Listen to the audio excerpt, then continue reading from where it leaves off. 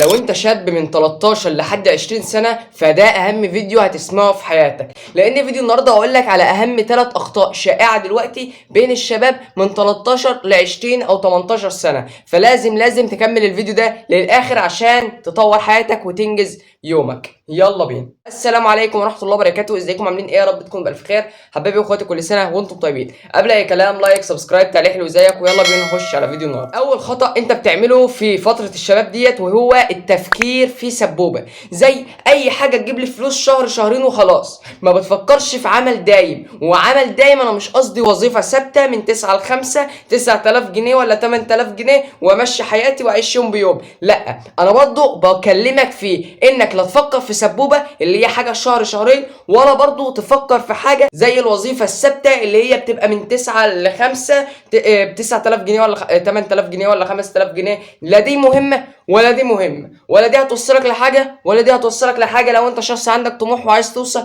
لاهدافك وطموحاتك. طب ايه على الصح؟ الصح انك تكون متعلم مهارة وبرضه متعلم ازاي تدير الاي اي. طب انا يا علاء ليه اعمل كده؟ هقول لك تعمل كده عشان الاي اي ما يستبدلكاش. طب يا علاء امتى الاي اي ياخد مكاني؟ هقول لك لازم تسمع الفيديو اللي انا عملته، الفيديو اللي نزل قبل ده على طول. يبقى اهم حاجة تبعد عن التفكير اللي هو التفكير في السبوبة، زي وان اكسبكت اللي طلعت موضة يومين 3 ولا شهرين 3 ولا 3 4 شهور حتى واختفت. طب انت فكرت في سبوبة جابت لك فلوس شهر شهرين، بعد كده قعدت ما انتش عارف تجيب فلوس تاني. يبقى كده لازم تبعد عن التفكير في سبوبة. الغلطة التانية ودي اخطر غلطة ممكن تقع فيها، وهي لما الشغل والفلوس يبقوا كتير انت بيبقى مزاجك رايق وتمام. اول ما الشغل والفلوس يقلوا انت مزاجك بيتعكر، ما تشتغلش، ما تصليش، ما تحاولش تدخل فلوس، ما تعملش اي حاجه، تدخل في اكتئاب، تنام، ما تشتغلش وما تعملش اي حاجه. طب ده صح؟ انت لو شايف ان ده صح كمل فيه، هسيبك تكمل فيه، مش في ايدي اقول لك حاجه ولا ايدي اعمل لك حاجه، بس انا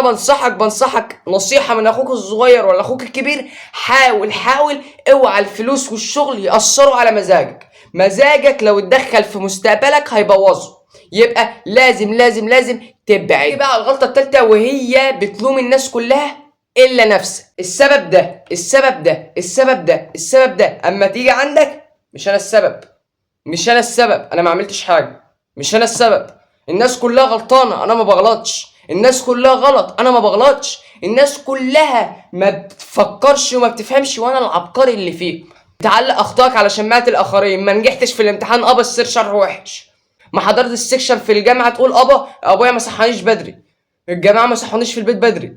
فانت بتعلق اخطائك انت على شماعة الاخرين. الناس التانية هم السبب، والناس التانية لا سبب ولا حاجه. وكده يبقى فيديو النهارده خلص. وما تنساش تحجز معايا في بتوع اونلاين، هتكون على الرقم اللي ده مكشر ده، وتكون بسعر رمزي جدا المس ب 25 جنيه يعني ببلاش حرفيا. وبرده ما تنساش تطور من نفسك، يعني تطور من ذاتك وتستكشفها.